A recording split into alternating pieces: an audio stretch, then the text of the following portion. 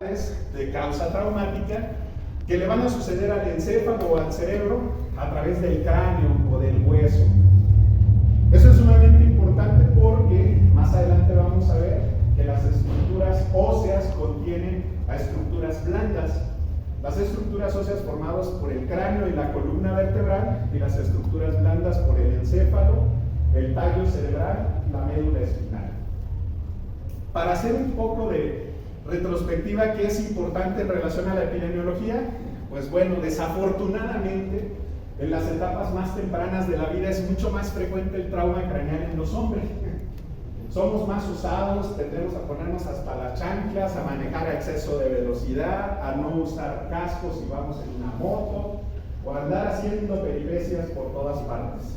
Eso significa que la proporción en mujeres pues es menor, pero a partir de los 80 años la percepción de hombre y mujer se invierte y ahora son las mujeres las que sufren más trauma craneal. ¿Por qué? La osteoporosis, el hecho de que el envejecimiento es mucho más abrupto en la mujer, hacen que tenga mayor debilidad en las extremidades o en los brazos y que por un tropezón se caiga y se parta todo el queso, incluyendo el cráneo, y evidentemente por eso es más frecuente en las mujeres en el grupo de más de 80 años. ¿Qué otra cosa es importante? En la primera adultez o en el adulto joven, la causa más frecuente pues es el accidente de tráfico, el accidente en moto, el accidente en carro, aquel que se siente Superman y desde el segundo piso vuela para ver si es cierto que vuela, cosas de ese estilo suceden en los hospitales. Pero conforme vamos creciendo, la situación de caída con golpe directo en el cráneo sucede más en los adultos mayores. Entonces eso también es importante para que vayamos pensando.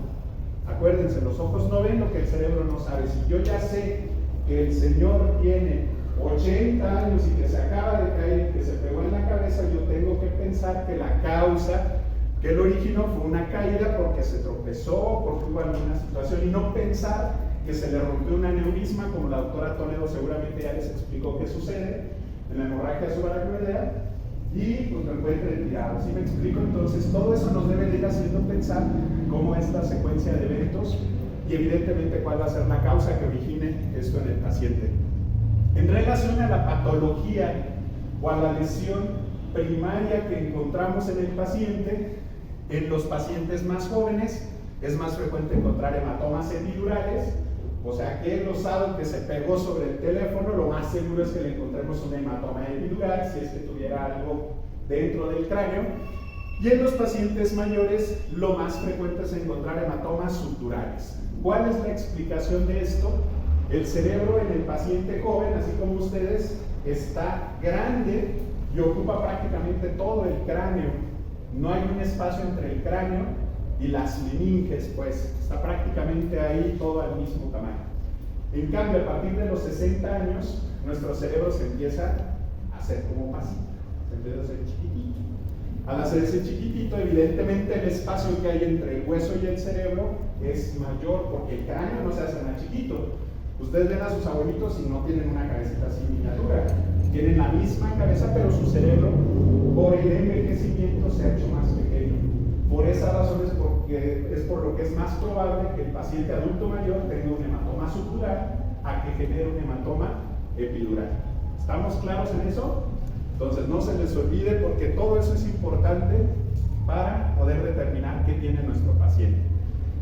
En relación a la epidemiología, ¿qué otra cosa es importante? Es la primera causa de muerte en países industrializados. Obviamente utilizamos carros con más velocidad, somos menos precavidos y evidentemente, o son más precavidos en esos países, y evidentemente eso condiciona que sea mucho más frecuente el trauma craneal en esos lugares. En México constituye la tercera causa de muerte, anda oscilando entre la segunda y la tercera. Esto a raíz del COVID, pues obviamente se ha estado modificando, pero sigue estando en una de las causas principales de muerte. Lo que sí sigue siendo es la primera causa de discapacidad grave. El paciente, por lo general, que logra sobrevivir a un trauma craneal, queda en mucho con muchas secuelas neurológicas y en poco con poquitas secuelas. Entonces, evidentemente, la recuperación que va a tener quizá no le permita volver a hacer su vida completamente normal, pero sí tenemos que hacer lo posible para que él pueda hacer su vida lo más normal posible. ¿Sale? En relación a hombre-mujer, eso ya se los había comentado, desafortunadamente es más frecuente en los hombres, 3:1, y en relación a la edad del grupo de edad productiva, de 18 a 40 años, pues es de más frecuencia. En México, si nosotros utilizamos la escala de trauma craneoencefálico graduada en 1, 2, 3 y 4, que más adelante vamos a ver, les puedo yo decir que el traumatismo craneoencefálico grado 1, afortunadamente es el más frecuente, corresponde al 80%. Este trauma craneal grado 1 va a dejar una discapacidad permanente solo en el 10% de los pacientes y prácticamente no se va a morir ninguno. En cambio, cuando es un grado 2, que es el 10%, vamos a tener un 65% de discapacidad permanente en esos pacientes y un 7% de mortalidad. Pero en cambio, en el grado 3, que también corresponde al 10% de los pacientes, vamos a tener una discapacidad permanente prácticamente de todos los pacientes, y de estos el 36% se va a morir durante la atención en hospital, durante la atención antes del hospital o bien durante la atención en casa. Son pacientes que llegan postrados, no los cuidan o no se está al pendiente de ellos, hacen úlceras por presión, infecciones, neumonía y se terminan muriendo. ¿Vale? ¿Qué otra cosa es importante? Graduado en esto, en 1, 2 y 3, ¿cuántos llegan a presentar hemorragia o sangre dentro del cráneo? En grado 1 solamente el 2%, por lo general son hemorragias muy pequeñas que no necesitan tratamiento quirúrgico.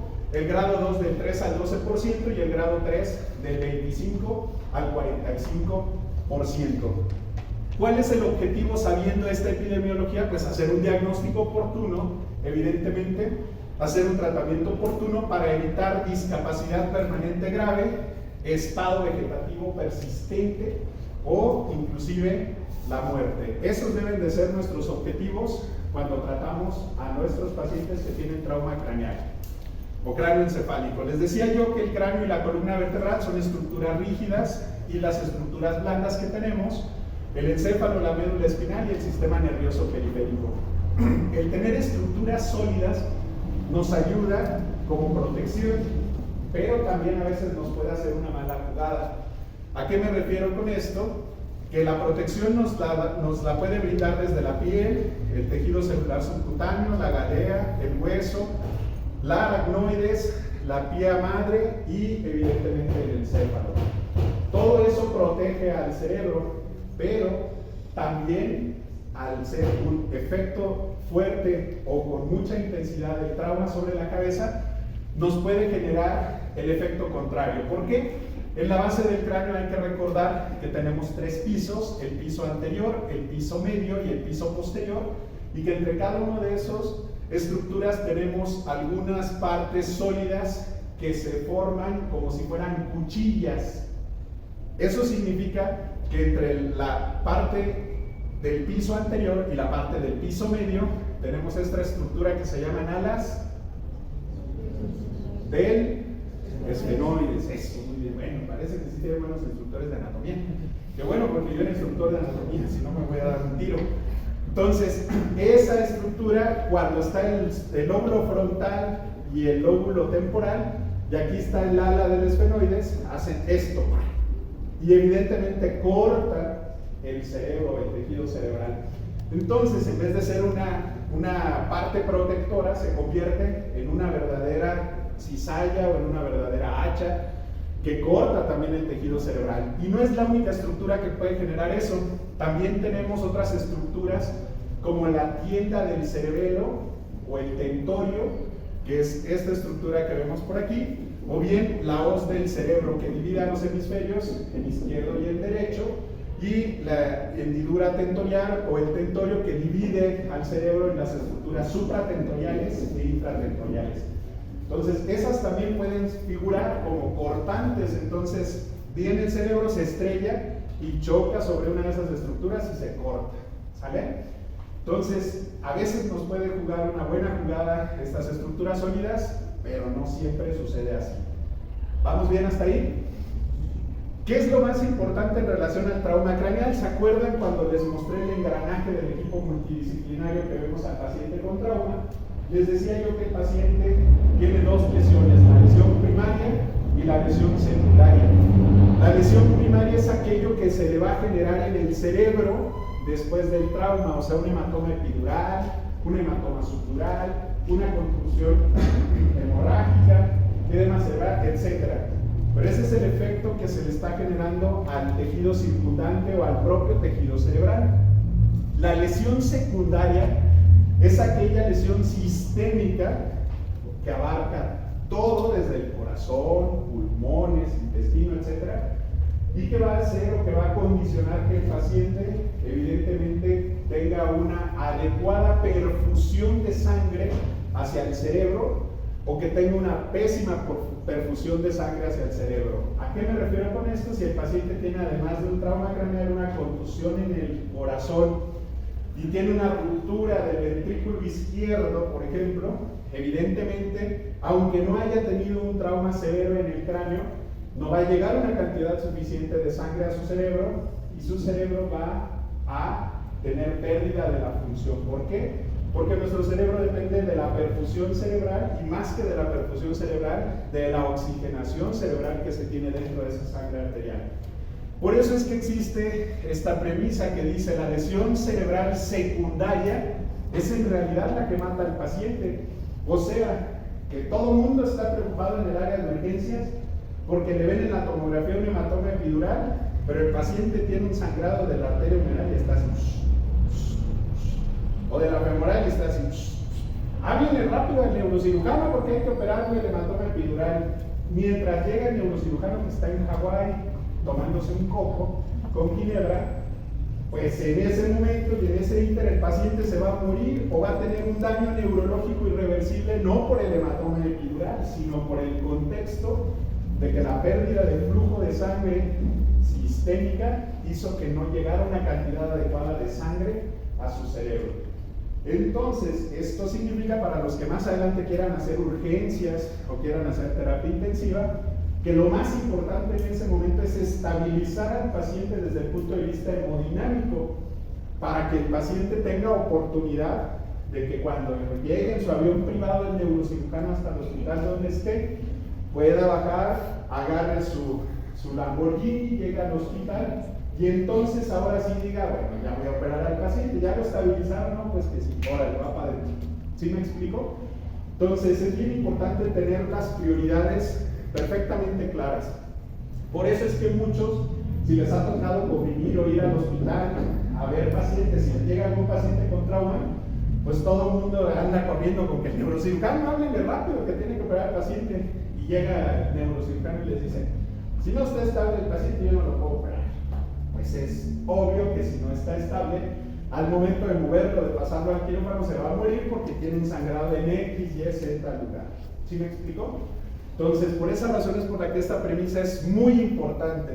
Hay que enfocarnos a tratar el paciente para que esté estable y en el momento en el que esté estable, ahora sí pueda hacérsele un tratamiento quirúrgico si es que lo requiere. Muchas veces ni siquiera lo requiere y ahí andan todos corriendo por el neurocirujano en vez de buscar un angiólogo que le pueda tapar ahí la arteria, por ejemplo, o con el tripero para que le abra la panza y le revise las tripas a ver si no tiene alguna lesión ahí, etcétera, etcétera. ¿Sale? Muy bien, dicho esto, vamos a ver una serie de pasos que les voy a ir poniendo aquí o una serie de números de situaciones que son importantes ir evaluando en el paciente con trauma. La primera, pues ya se las dije, la lesión cerebral secundaria es la que mata al paciente. Desde el punto de vista extracraneal, si hay una menor cantidad de sangre que llega al cerebro, disminuye la presión de perfusión cerebral, disminuye el flujo sanguíneo. Esto genera isquemia cerebral desde el punto de vista extracraneal, luego genera edema cerebral. Hay que recordar que el cráneo no se estira, o sea, el cráneo es sólido, no se estira de ninguna forma. Y lo otro importante es que esto genera aumento de la presión intracraneal y de manera secundaria le va a generar convulsiones a un paciente, ya sea por disminución de flujo, por isquemia, por edema, porque está sumamente apretado el cerebro y no se estira, por hipertensión intracraneal. Cualquiera de estas cuatro cosas le puede generar al paciente crisis convulsivas. Y evidentemente, desde el punto de vista intracraneal, estos cambios van a hacer que el paciente se deteriore. Hay que recordar una doctrina muy importante que se llama doctrina de Monroe-Kelly. Esta doctrina seguramente la han escuchado mucho por ahí en la radio y en TV Notas o en Cosmopolitan, y dice que el cráneo debe de tener varios componentes que deben de estar en equilibrio para que el cráneo funcione y evidentemente el cerebro funcione de forma adecuada. ¿A qué nos referimos con esto? Que si el cerebro se mantiene de forma normal en relación a su forma y con respecto al líquido cefalorraquídeo y a la sangre, no hay problema, el flujo sanguíneo cerebral se mantiene. Pero si en algún punto alguna de estas dos cosas se modifica, la cantidad de sangre que va a llegar al cerebro va a ser mucho menor y evidentemente va a haber una menor oxigenación del cerebro y por consecuencia la menor oxigenación del cerebro lo que condiciona es inflamación y muerte de las neuronas. ¿Sale? De esto es la importancia de que cuando un paciente en la atención prehospitalaria lo vemos deteriorado desde el punto de vista neurológico, en ese momento al paciente hay que intubarlo porque está deteriorado, en grados de 8 o menos. No que los llevan a urgencias boqueando, pescadeando a los pacientes.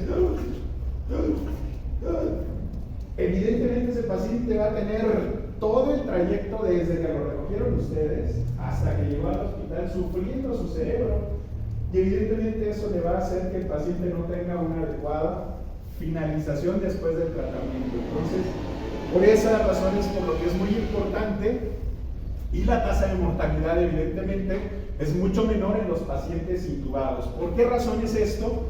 Evidentemente por la pura saturación del oxígeno, nada más por eso. Ya si se quieren poner a buscar más cosas científicas habrá más explicaciones, pero la sola oxigenación del tejido cerebral puede hacer que el cerebro evolucione de forma adecuada o puede hacer que el cerebro evolucione de esta forma. Si se reduce el flujo de sangre porque hay inflamación en esta parte y no hubo una buena oxigenación durante la atención prehospitalaria, esto va a incrementar la presión intracraneal y va a generar edema cerebral que cuando se opere o no se opere el paciente va a generar zonas de infarto o de muerte cerebral. Ese paciente que se pudo haber hecho esto a la inversa, mejorando la oxigenación para que tuviera un resultado diferente, pues ahora ya tenemos un paciente que va a tener muchas secuelas secundarias, obviamente a esta zona que le dejó de llegar sangre durante esa atención. Y los ejemplos son estos dos. El primer ejemplo es un paciente joven que recibe un trauma. Esta es su tomografía. Si ustedes ven, aquí se empieza a ver una lesión grande, hiperdensa, y observen cómo se ve bien la diferenciación entre una sustancia en un tono más oscuro y una sustancia en un tono más clara. Ahora, ese paciente primero, fueron ustedes por él, lo vieron que estaba en Glasgow de 8, lo intubaron en friega, lo empezaron a oxigenar, vámonos en coda al hospital. Llega al hospital, le hacen la tomografía, no tiene ninguna otra lesión en un FAST corporal que le hicieron, y entonces sí se le habla al neurocirujano y se le dice: doctor, tenemos un paciente con un hematoma epidural. Ese paciente seguramente le va a ir mejor que ustedes. ¿Vale?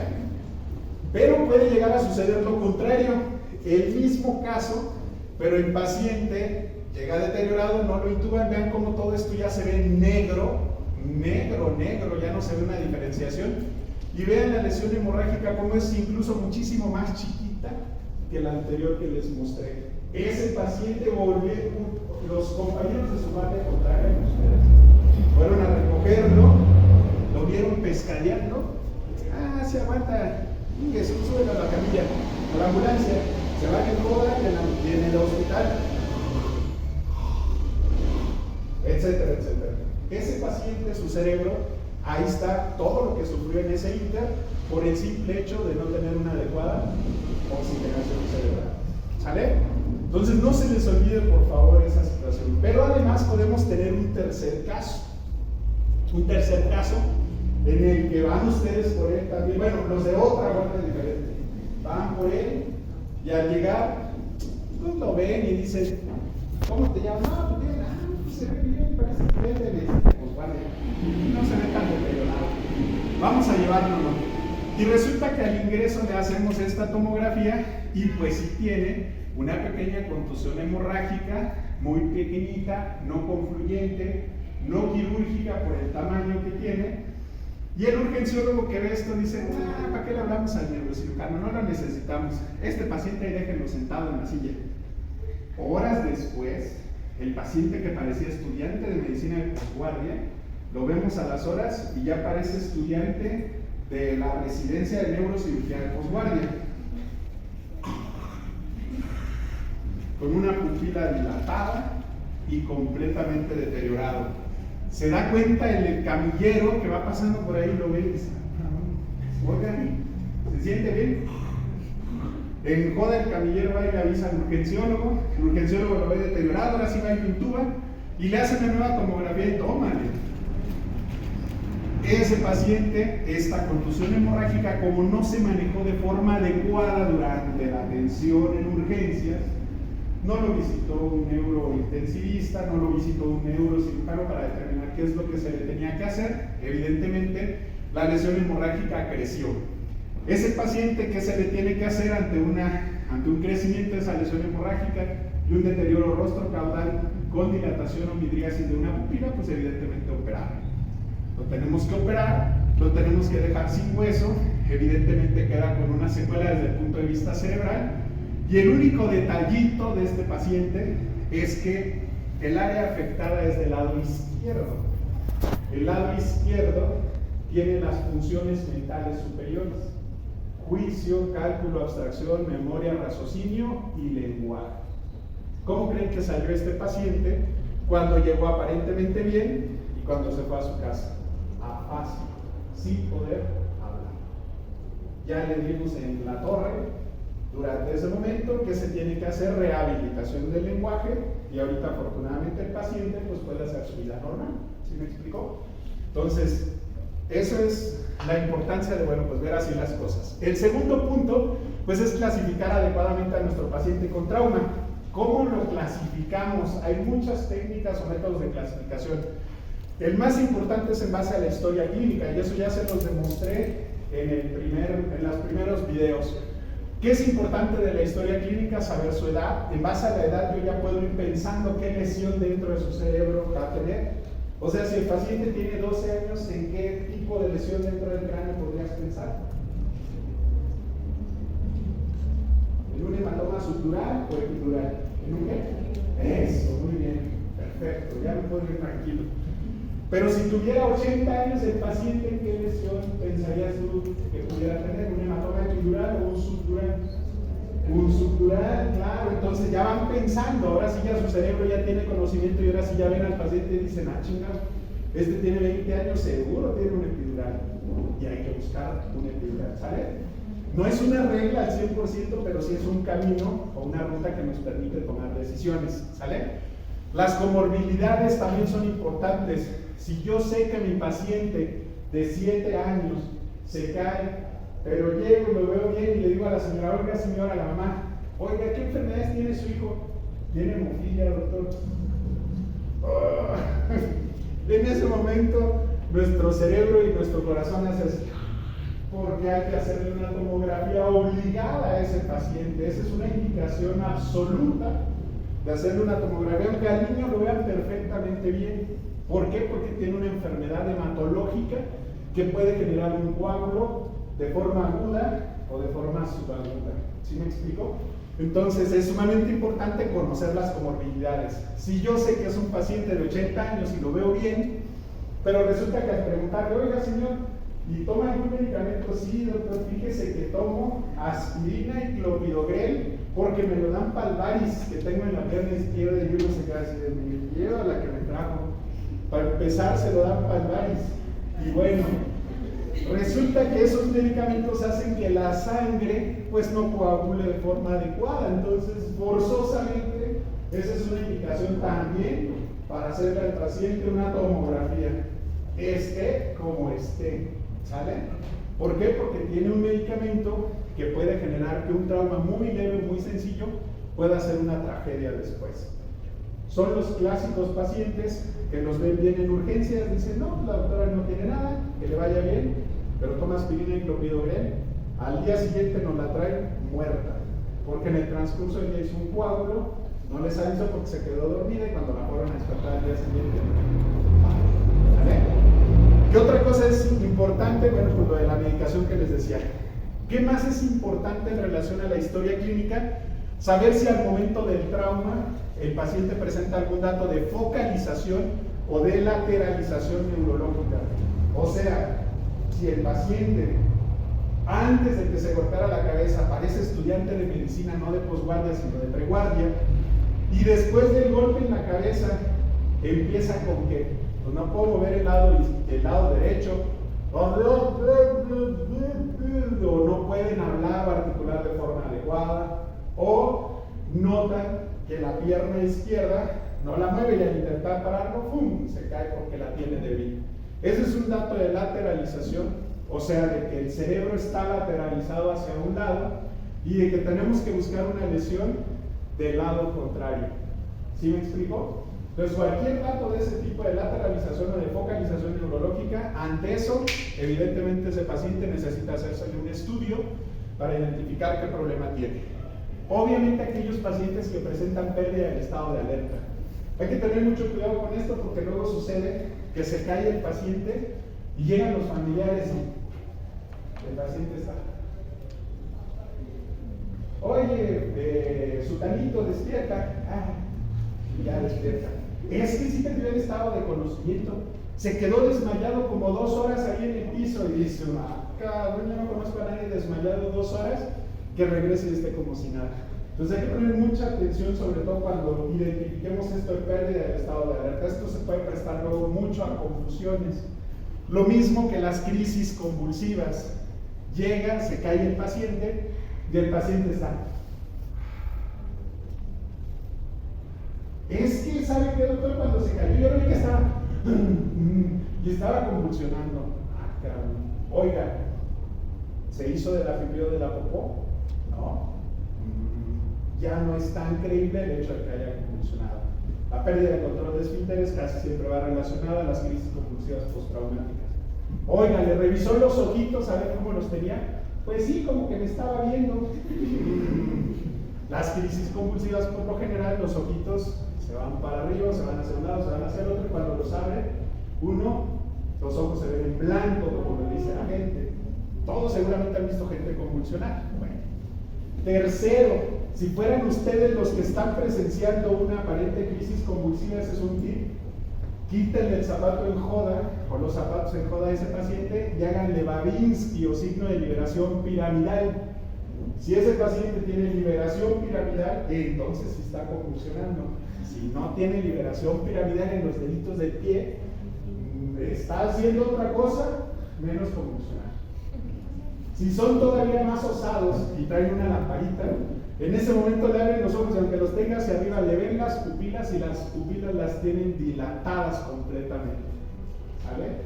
Entonces ya les di varios tips para que cuando vayan al hospital a urgencias y les llegue una paciente histérica que necesita tratamiento intensivo y que simula una crisis, y en ese momento le revisan las pupilas chiquititas, le hacen Babinski, no tiene reflejo de liberación piramidal, no se hizo de la pupila de la boca, le dan una patada y ya con eso reacciona, porque ya tienen evidencia de que en realidad no es una crisis convulsiva.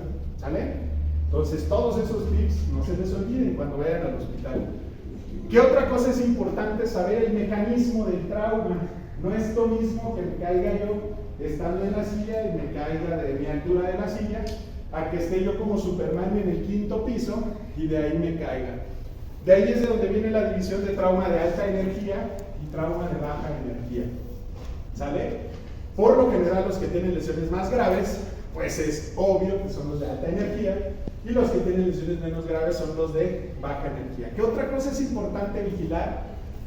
En relación al mecanismo de trauma, identificar si es un trauma directo. Aquí está la cabeza de alguno de ustedes, bueno, de algún estudiante de leyes, no de ustedes, y de repente le llega un objeto volador no identificado y le pega en la cabeza.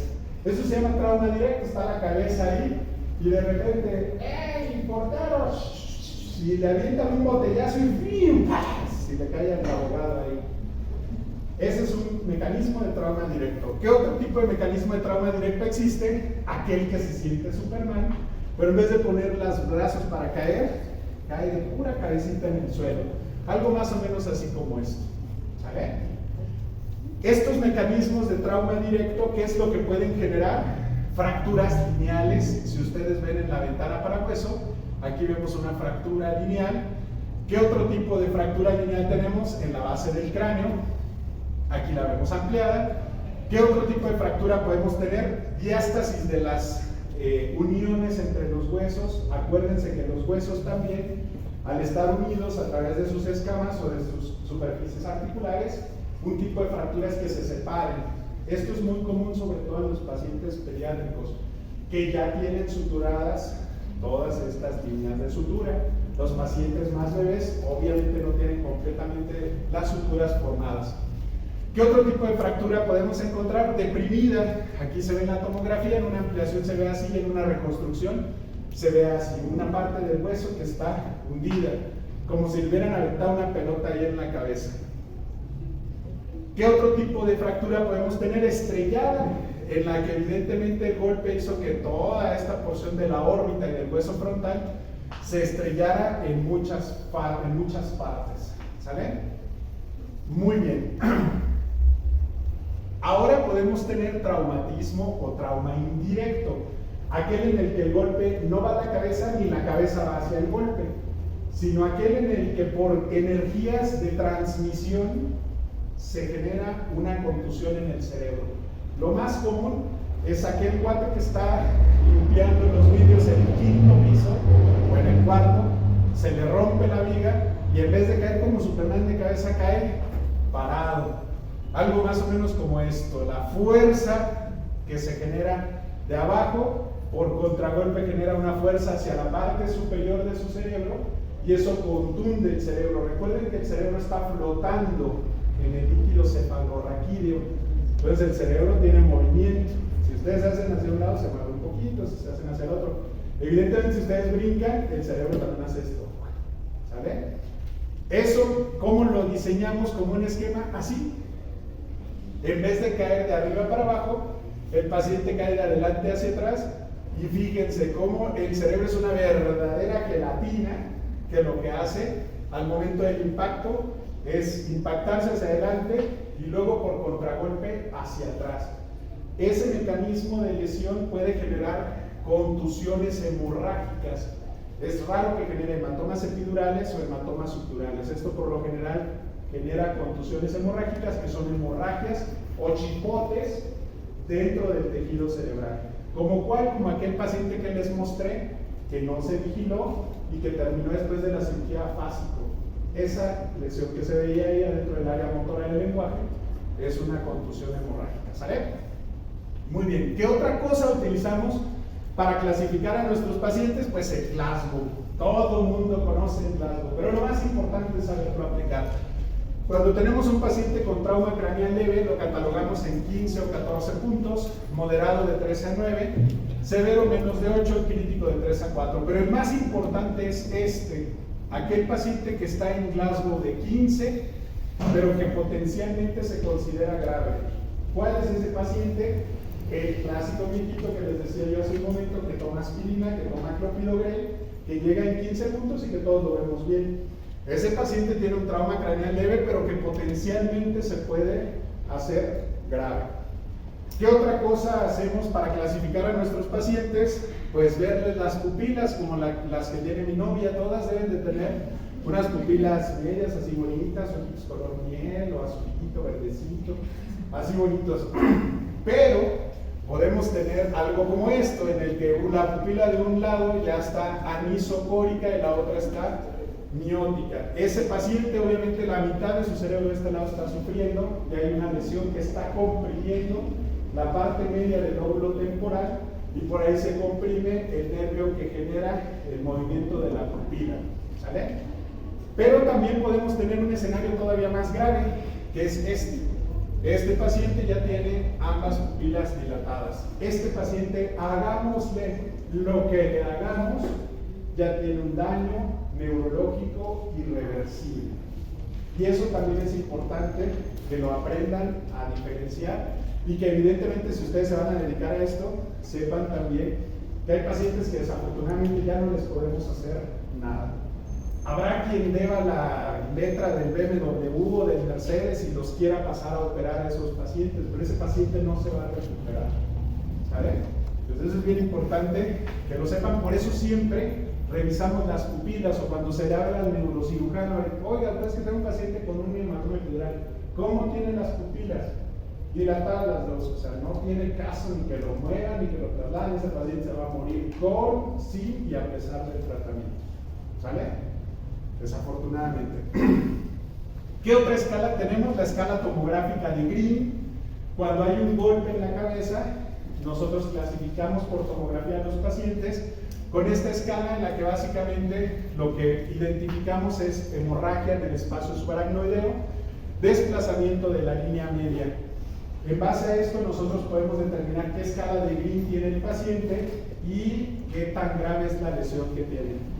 Aguas con la confusión porque hay radiólogos que cuando ven un paciente con trauma lo clasifican con una escala tomográfica que se llama Fisher. Esa escala tomográfica de Fisher no es una escala para los pacientes con trauma, es una escala para los pacientes con hemorragia subaracnoidea de origen aneurismático. O sea que si su paciente piensa que se le rompió un aneurisma, la que se utiliza es la de Fisher, pero en trauma utilizamos la de Green. Eso porque luego los radiólogos en sus reportes ponen paciente que tiene hemorragia subaracnoidea, escala de Fisher 4, por ejemplo. Eso no, pues esto no corresponde, ¿sale? Muy bien, pero además de esas escalas hay muchas otras más que nos predicen sobre todo el índice de hipertensión intracraneal, el grado o la tasa de mortalidad, como por ejemplo la de Marshall. Hay otras tantas como la de Rotterdam, la de Helsinki, la de Estocolmo, cualquiera de estas puede ser de utilidad. Lo más importante no es que se aprendan todas, con que se sepan una y se la sepan perfectamente bien, con eso es suficiente, porque a cualquiera de nosotros que nos informen de cómo está ese paciente en base a una escala, nosotros sí sabemos todas y podemos saber cómo está el paciente, ¿sale? Eso es nada más como mera cultura para que lo sepan. El siguiente punto, el 3, es el cuerpo como un todo. Nunca se nos olvide que el cuerpo no es nada más la cabeza. El paciente puede tener una contusión en el corazón, puede tener una contusión en los pulmones, una contusión en el hígado, se le pudo haber estallado el vaso, etc. Entonces siempre, cuando llegue el paciente, hay que hacerle un PAST corporal para identificar una lesión adicional a la que pueda tener el cráneo y evidentemente si es factible, poderlas tratar de forma conjunta o dar prioridad a lo que ponga en peligro su vida. Primero y después tratar lo que no ponga en peligro su vida, ¿vale? Después de esto, ¿qué estudios diagnósticos hacemos en los pacientes? Bueno, pues estudios, hay muchos. Lo más común es iniciar siempre con una radiografía. Todo el mundo empieza con una radiografía. Se cae el chamaco o el señor y hagan una radiografía lateral de cráneo. Si ustedes no saben ver radiografías de cráneo, pues no pidan una radiografía, porque más van a hacer pero el ridículo. Para ver la radiografía y dicen, no tiene nada, y el chamaco, miren nomás con este trazote de fractura. Ese niño lo mandaron a su casa con esta fractura diciéndole que no tenía nada, que todo estaba bien. Obviamente el niño regresó porque siguió mal desde el punto de vista neurológico, y cuando nosotros en una radiografía identificamos un trazo de fractura o tenemos duda, lo mejor es hacerle, ¿qué se les ocurre? Una tomografía. Pues sí, pero antes de eso hay que revisar al niño, no se les olvide. Siempre la clínica es primero. Antes de hacerle una radiografía, usted revise al niño. Si el niño dice que lo revisan está anisocórico, pues no le hagan una radiografía, mándenlo en joda a hacer una tomografía. ¿Sí me explico? O sea, también ya su cerebro ya sabe que tenemos que dar de prioridad en cada uno de estos manejos. Entonces a este niño le hicimos una tomografía. Esta tomografía primera es con ventana para el hueso, o sea, todo esto que ven de reborde más blanco es el hueso, y bueno, pues aquí se evidencia la fractura, la fractura, la fractura, la fractura, la fractura, que incluso cruza hacia el otro lado del trazo de fractura. Si tenemos duda de si eso es una fractura o no, pues al radiólogo le pedimos esto, que se llama una reconstrucción en 3D del cráneo, y pues aquí no hay duda, aquí está la fractura. y aquí está la fractura. Entonces, además de eso, ¿qué tenemos que hacer? Pues ahora ver la ventana para el cerebro. Ya vimos que el hueso está bien, pero ahora me interesa saber que esa fractura no haya generado sangre al interior de su cráneo o al exterior. ¿Cómo vemos la sangre al exterior? Como un chipote, un chipotoma, que todos hemos visto. ¿Y cómo vemos la sangre al interior? Pues como un hematoma epidural o subdural, según sea el caso, ¿no? Entonces a este mismo paciente le hicimos una tomografía, ¿y qué creen que tenía? Afortunadamente nada. Si no me hubiera yo dado un tiro, porque el niño lo regresaron porque estaba lloroso y estaba inquieto, y pues cuando el niño la radiografía tiene una fractura, lo más seguro es que tenga algo dentro del cerebro, afortunadamente, el cráneo afortunadamente no fue así, ¿sale? Entonces siempre en esa secuencia tenemos que empezar de lo más simple a lo más complejo. Empezamos con la radiografía, si la sabemos ver y somos capaces de identificar problemas, ahí lo hacemos. Si es necesario, hacemos una tomografía y definimos qué es lo que tenemos que hacer con el paciente. ¿En qué casos es obligatorio hacer una tomografía? Número 1, aquel paciente que tenga ingreso Glasgow de menos de 13. Ese paciente no puede tener 2 puntos menos de Glasgow porque se le ocurrió a la mañana siguiente o después de golpearse la cabeza. Es muy probable que tenga alguna lesión dentro de su cerebro y por eso es obligatorio hacerle a estos pacientes. ¿En qué otros pacientes es obligatorio hacerles una tomografía? Aquellos que tienen Glasgow de más de 13, o sea, Glasgow de 14 o 15, pero que presenten pérdida del estado de conciencia, crisis convulsivas, mayores de 60 años, ya les expliqué por qué, en el mayor de 60 años, su cerebro está más chiquito, fracturas de cráneo visibles por radiografía, como en el caso anterior, alteración del estado de conciencia mayor a 24 horas y sobre todo aquellos pacientes que lleguen intoxicados por drogas o por alcohol. Resulta que están ustedes en urgencias, llega el paciente y se acercan ustedes y parece que viene de la fiesta de la sección 10 del primero de la Facultad de Medicina.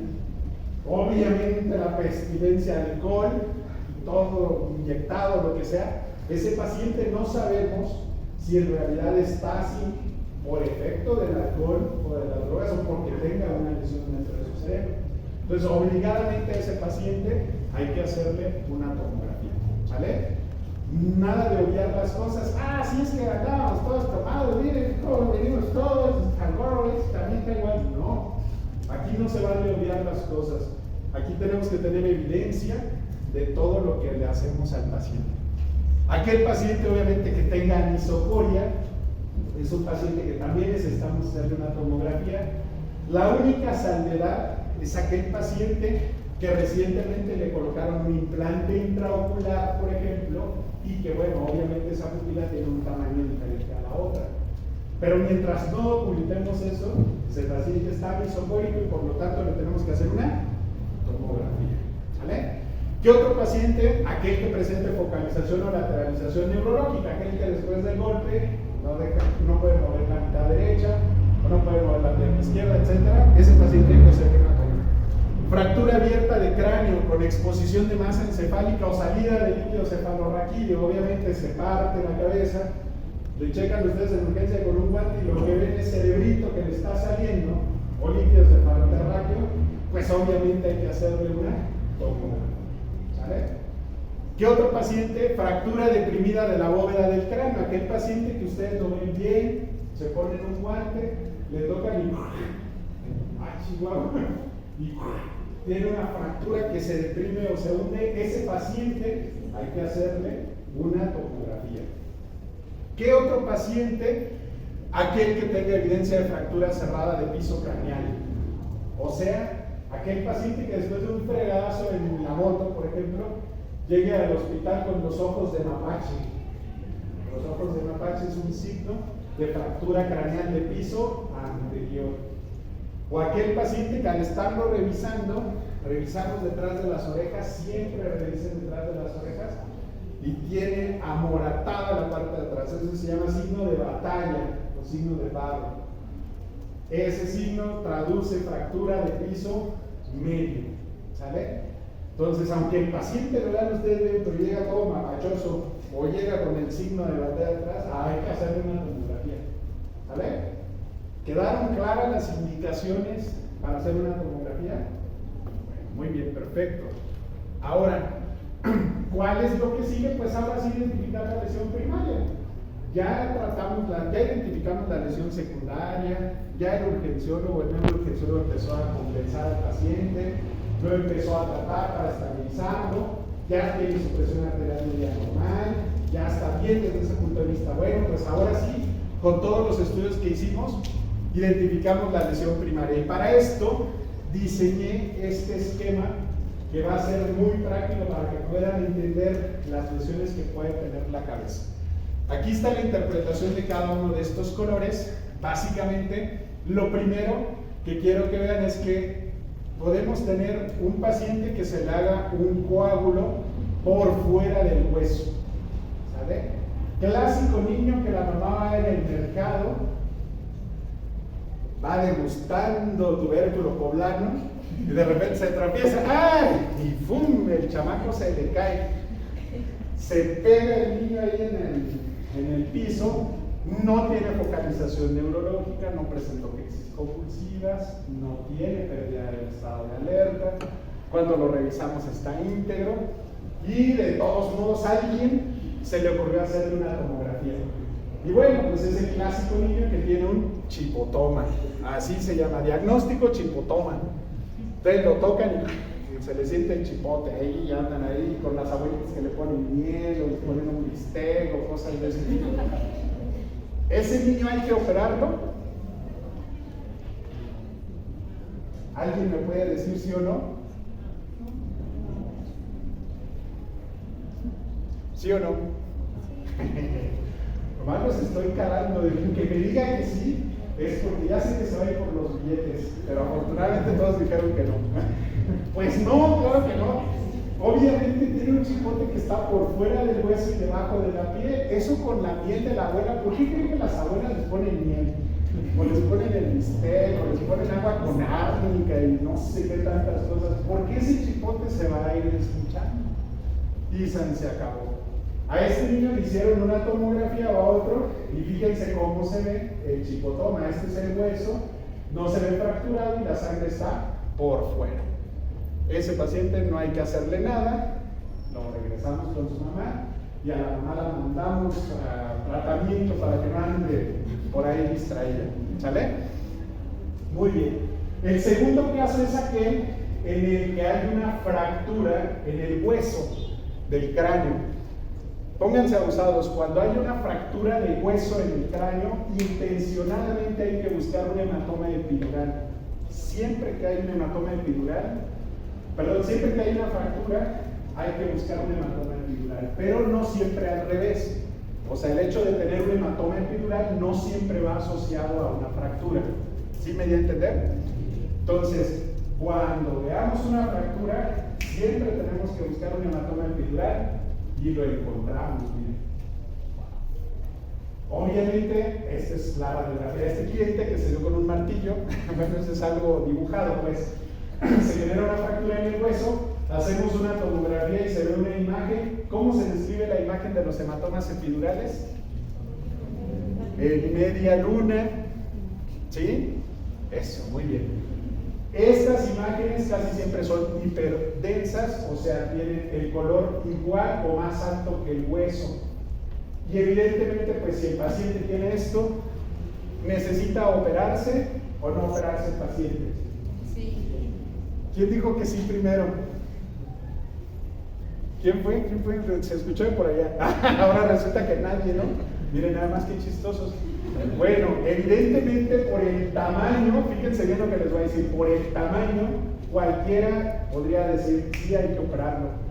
Pero también en el trauma craneal nosotros no operamos tomografías, no operamos resonancias, nosotros operamos pacientes.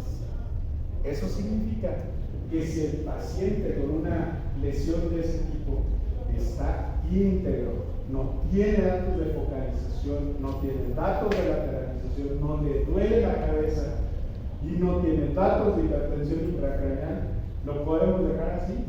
Sí, porque clínicamente el paciente no tiene una manifestación relacionada a eso. ¿Sí me explico? Entonces, eso no se les olvide, tratamos pacientes. Luego todo el mundo, mándame la tomografía. ¿Quién me mandó a operarlo? Puta, el paciente ya está muerto. Ah, bueno, pues usted ya no lo va a operar. O sea, lo más importante es siempre saber cómo está clínicamente el paciente, ¿sale? Eso no se les olvide.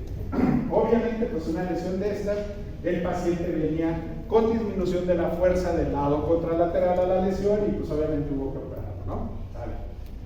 Lo siguiente que podemos encontrar es un sangrado en este espacio amarillo. Este espacio amarillo que está debajo del hueso y debajo de la dura madre, pues se llama espacio, si está debajo de la dura, se llama espacio subdural. ¿En qué pacientes es en los que más frecuentemente debemos de pensar que pueden hacer un hematoma subdural? En los pacientes de más de 60 años. ¿Por qué? Porque su cerebro es más pequeño, ¿sale? Y podemos tener dos formas o tres formas de presentación del hematoma subdural. El hematoma subdural agudo, que sucede en ese momento de la caída. El hematoma subdural subagudo con un componente crónico, que fue el paciente que se cayó hace 3 meses, no le dijo a nadie para no alertar a la familia, pero cuando llegó al hospital ya no se movía de un lado y ya no podía moverse, ya no hablaba, etc. Pues a toda la familia se le hizo raro y lo llevaron a un hospital. Y ahí de repente ya el señor dice, no, pues es que hace como 3 meses me caí y me pegué en la cabeza. Entonces se le formó un coágulo agudo en ese momento, pero como su cerebro estaba muy chiquito, toda esa sangre que estaba en ese espacio no le generaba ningún efecto en él. Cuando se fue deshaciendo esa sangre aguda, se fue llenando, digamos, de una parte más líquida y esa ya empezó a hacer efecto sobre su cerebro, ¿vale? Por esa razón es por la que el paciente que tiene un hematoma subdural crónico tiene, digamos, un mayor tiempo de compensación que el paciente que tiene un hematoma epidural, ¿sale? ¿Vamos bien hasta ahí? Bueno, conste. Lo siguiente que podemos tener, pues es sangre en el espacio subaracnoideo. Por lo general, el espacio subaracnoideo es el espacio por donde corren los vasitos de sangre que alimentan la sangre al cerebro, y cuando hay un efecto de vector de golpeteo sobre el cerebro, pues estos vasitos se pueden romper y generan hemorragia en cada uno de los giros o de los surcos cerebrales. No nada más se puede presentar ahí, también se pueden presentar en las cisternas basales del cerebro. Cuando ustedes identifiquen después de un golpe en la cabeza sangre o hemorragia subaracnoidea, pues bueno, eso significa que el paciente se dio un buen trancazo, ¿sale? Los buenos trancazos, o sea, los fuertes, casi siempre van acompañados de hemorragia subaracnoidea, ¿sale? La hemorragia subaracnoidea la tenemos que operar. Ustedes operarían, bueno, no este paciente, una tomografía como esas. ¿Alguien la operaría? ¿Alguien ahora que hay para siempre? No, porque el espacio subaracnoideo pues son los giros que tiene nuestro cerebro. Todos, yo espero que en el anfiteatro ya hayan visto un cerebro. Y si no lo han visto en el anfiteatro, en la morgue de la PROCU, o en algún lugar, o en una cirugía, si los han visto, el cerebro tiene surcos y giros que son dobleces o repliegues. Esa sangre que está en el espacio subaracnoideo está metida en esos repliegues, entonces no podemos sacar el cerebro y estirarlo y sacudirlo, ¿vale? Entonces esa sangre subaracnoidea se queda ahí, no hay necesidad de sacarla. El único problema es que puede generar dos cosas. Una, mucho dolor de cabeza, los pacientes pueden quedar con secuelas de cefalea después de tener hemorragia subaracnoidea. O número dos, convulsiones, ¿sale? Entonces, bueno, eso es importante saberlo. El siguiente contexto es aquel cerebro que cuando se golpeó el cráneo, el cerebro se golpeó sobre él y regresó. Algo como el dibujo, el esquema que les mostré al inicio, y lo que genera son contusiones hemorrágicas. Aquí es donde la base del cráneo le jugó rudo a nuestro cerebro y en vez de protegerlo, pues hizo que se golpeara sobre él y genera este tipo de lesiones. Tener contusiones hemorrágicas y hemorragia subaracnoidea significa que la lesión o el golpe, un golpe fuerte, una lesión severa, ¿sale? Muy bien. Podemos tener, además de sangre dentro del tejido cerebral, sangre dentro del sistema ventricular. O sea, el paciente genera un sangrado dentro del tejido tejido cerebral, pero además se proyecta esta sangre hacia el sistema ventricular. En el peor de los casos, además de meterse al sistema ventricular, lo dilata o lo hace más grande y genera algo que se llama hidrocefalia. La hidrocefalia es una urgencia neuroquirúrgica, por lo tanto ese paciente, si hay que operarlo, se le pone un catéter para que el líquido que se está acumulando dentro de su cerebro se empiece a exteriorizar y no se acumule dentro del cerebro. ¿Sale? Muy bien. Y podemos tener la conjunción de todo. Eso significa que este paciente se dio, pero en toda la mandarina, no nada más fuerte, sino que se dio con todo y contra todo. Una contusión hemorrágica, hemorragia subaracnoidea, un subdural, un epidural, y en la parte más basal, hemorragia intraventricular. Pero también podemos tener el caso en el que hay lesiones que son pequeñitas. Si somos muy acuciosos, en este estudio de tomografía vemos esta lesión hemorrágica pequeña. Siempre y cuando el paciente clínicamente no tenga ninguna repercusión, esa cosa o esa lesión hay que hacerle algo, no. Pero si esa lesión, aunque es chiquitita, el paciente se queja de un dolor de cabeza sumamente intenso, tiene cierta liberación piramidal hacia el lado contrario, déficit motor, aunque sea una lesión pequeñita, lo tenemos que tratar quirúrgicamente, sí. ¿Sale? ¿Por qué? Porque estamos tratando pacientes. Esto simplemente es una guía para que sepamos cómo está el tejido cerebral del paciente. ¿Sale? Pero también podemos encontrar lesiones bilaterales, como por ejemplo estas dos. Resulta que a este paciente le mandamos a hacer una tomografía y el radiólogo que interpreta la tomografía nos dice que la tomografía está normal. Y la vemos nosotros, Chihuahua, pues no está normal. Aquí tiene un hematoma del lado izquierdo y aquí tiene un hematoma del lado derecho. ¿Sale? ¿En qué espacio están esos hematomas? Están en el espacio sutural. Este es un ejemplo de un paciente igual viejito que se cayó también y a los 3 meses empezó a no poder caminar. Como tiene compresión de los dos lados, la manifestación más frecuente de esos pacientes es que después de tiempo dejan de caminar y dejan de mover los brazos, porque como está comprimiéndose el cerebro, lo que está sucediendo es que se están afectando las dos zonas motoras y las dos zonas sensitivas. ¿Vale? Entonces, clínicamente así es como encontramos a esos pacientes que tienen afectación bilateral. ¿Qué otra situación podemos encontrar? En la tomografía, datos de herniación cerebral, herniación que va de un lado hacia el otro y que atraviesa la hendidura cerebral. Ese tipo de herniación, pues obviamente va de un lado hacia el otro y se llama herniación subfalcinar. ¿Por qué? Porque pasa debajo de la falx o de la hoz del cerebro. Es el mismo término, falx, hoz del cerebro. El cerebro del tejido intenta pasar hacia el otro lado. Y bueno, si yo trazo una línea aquí, la hoz del cerebro debería estar aquí, y fíjense el sistema ventricular cómo está desplazado hacia el otro lado, está como movido. Bueno, ese es un tipo de herniación cerebral. ¿Qué otro tipo de herniación cerebral podemos tener? Aquella herniación, la que se compromete la parte medial del lóbulo temporal o el uncus. El uncus o la parte media del lóbulo temporal, por ahí corre el tercer nervio craneal y la arteria comunicante posterior. Si hay una herniación del uncus y se presiona el tercer nervio craneal, la manifestación que vamos a tener clínica, ¿cuál es? Eso ya lo deben haber visto con Alexis en la exploración neurológica. El tercer nervio craneal se comprime y ¿qué genera en la pupila? La dilata. Acuérdense que las fibras más externas del tercer nervio craneal generan el movimiento pupilar. ¿Sale? Entonces, cuando veamos un paciente que está isocórico, lo primero que tenemos que pensar es que su lóbulo temporal está apachurrando el tercer nervio craneal.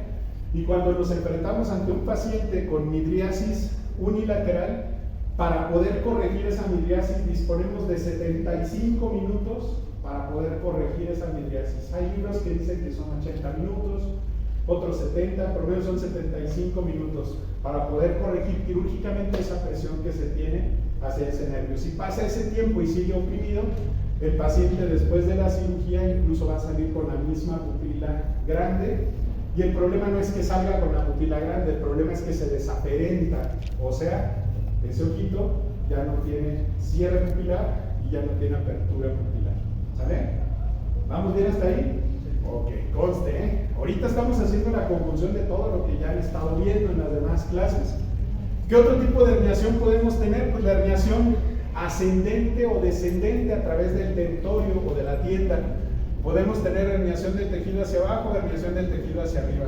Obviamente aquí se pierde el tallo cerebral, se pierde el lóbulo temporal que ya se metió hacia la parte intratentorial. Y bueno, en base a esto podemos tener hematoma subdural, epidural, contusión hemorrágica. Los que tienen más alta tasa de mortalidad siempre son los subdurales. Los que tienen una mayor tasa de morbilidad siempre son los epidurales. Eso también es importante que lo sepamos.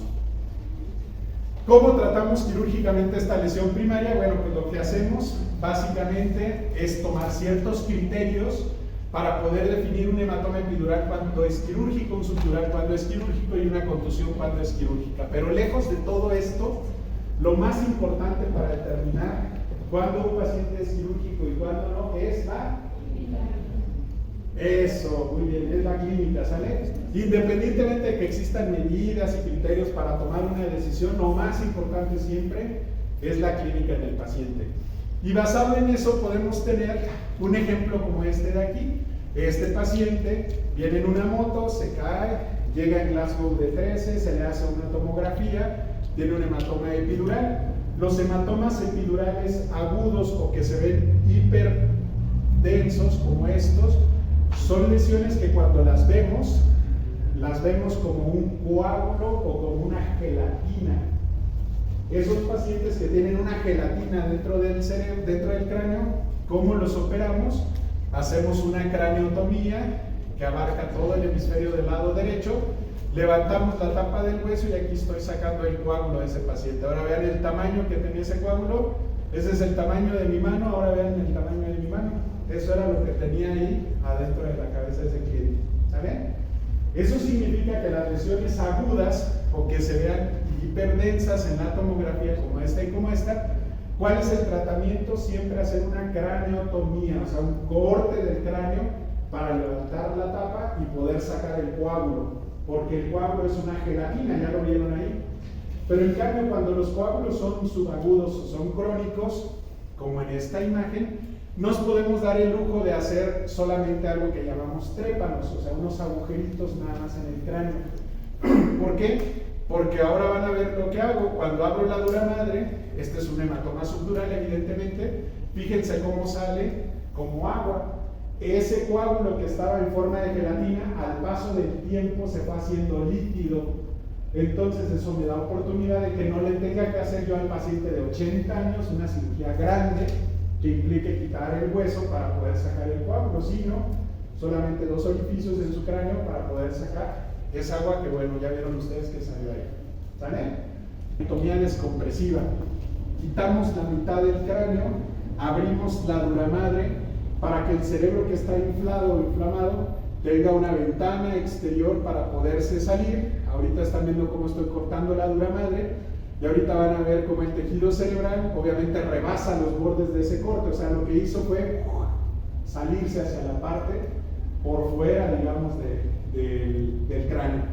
Aunado a esto, lo que hacemos, ya con un microscopio, nos vamos hacia la pars terminalis o hacia la lámina terminalis, abrimos la pared anterior del tercer ventrículo y todo esto que estoy sacando aquí es líquido cefalorraquídeo.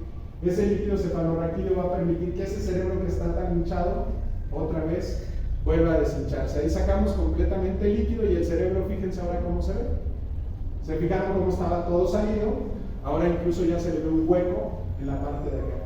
Esa medida es una medida heroica, o sea, en el paciente que ya no se le pudo tratar médicamente el edema o la inflamación cerebral, esta es una medida heroica que puede ayudar en un momento dado a salvarle la vida al paciente. Pero también puede jugarnos el efecto contrario. Abrimos la dura madre y sucede esto. El cerebro se empieza a salir por todos lados y lo único que podemos hacer con esto pues es agarrar un aspirador y se aspira toda esa parte del cerebro que evidentemente está saliendo. ¿Sabe?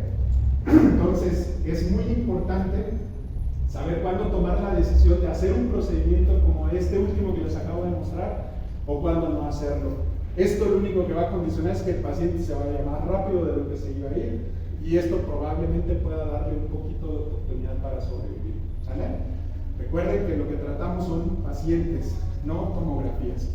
Predictores y pronósticos en trauma craneal. Evidentemente aquel paciente que llegue hipotérmico, que esté hipotenso, que se retrase la monitorización de su presión intracraneal, que tenga un mecanismo de alta energía, que sea mayor de edad, que su Glasgow sea menor, que tenga poca reactividad pupilar, con un patrón de tomografía muy alterado, con anticoagulación previa y que se retrase su ingreso a la terapia intensiva, pues ese paciente le va a ir mal. ¿Sale? Entonces lo que tenemos que hacer es tratar de contrarrestar todos estos predictores para que a nuestro paciente le vaya bien. ¿Y qué es irle bien al paciente? Todos queremos que nuestro paciente tenga una buena recuperación y que pueda ser independiente para hacer su vida completamente normal.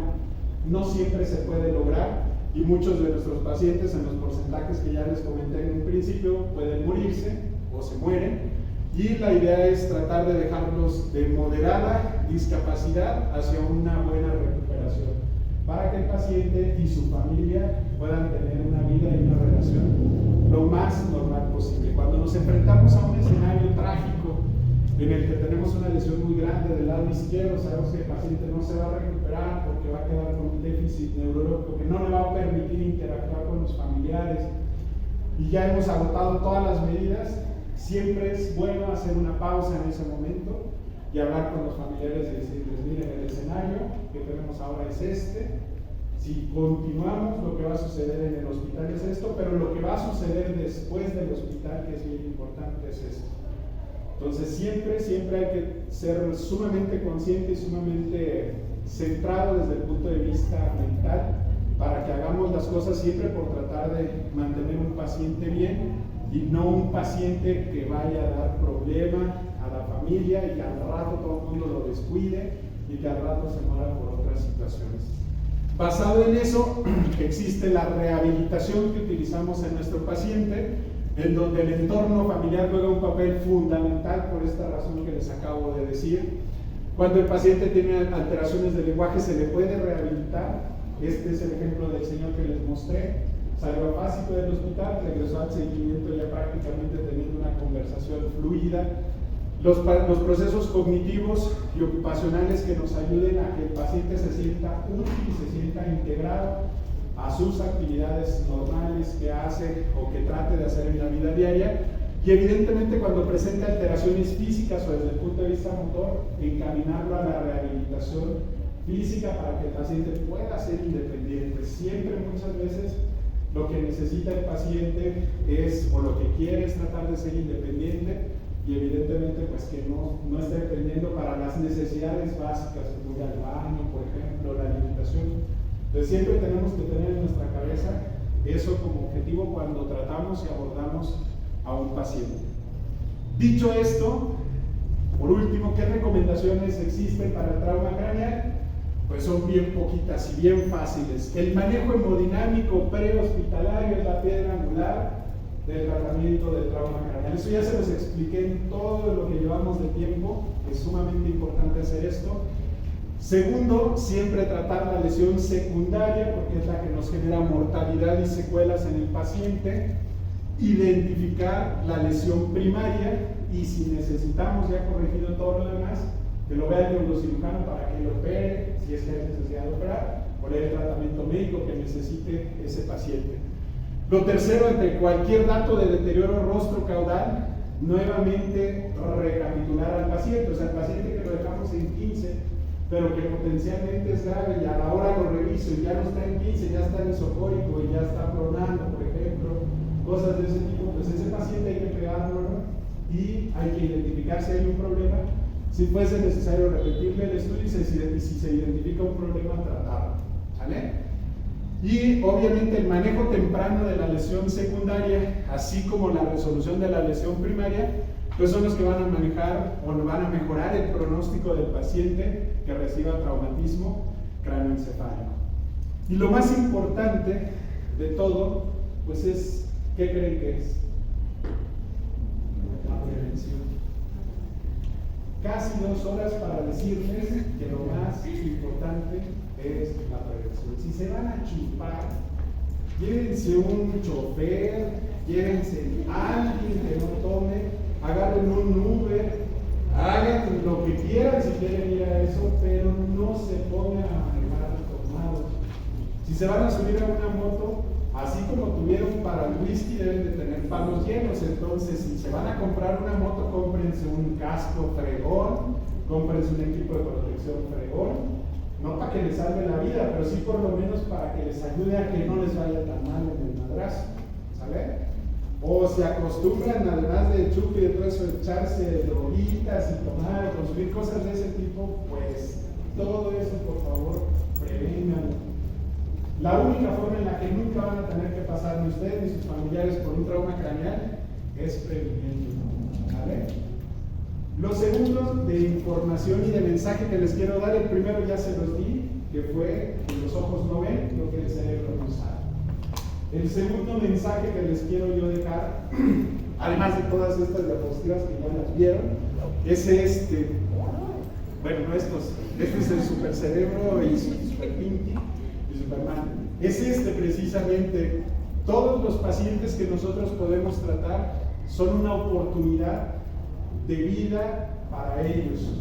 Y así debemos de pensar lo que les estamos regalando a nuestros pacientes cuando los atendemos bien y cuando logramos nuestros objetivos, es que ellos vuelvan a tener una segunda oportunidad de vida. Muchos pacientes no la tienen. Muchos pacientes se mueren en el fregadazo, o se mueren porque el prehospitalario no hizo lo que tenía que hacer en el camino, o porque cuando llegó al hospital a todo el mundo le valió gorro y se murió el paciente.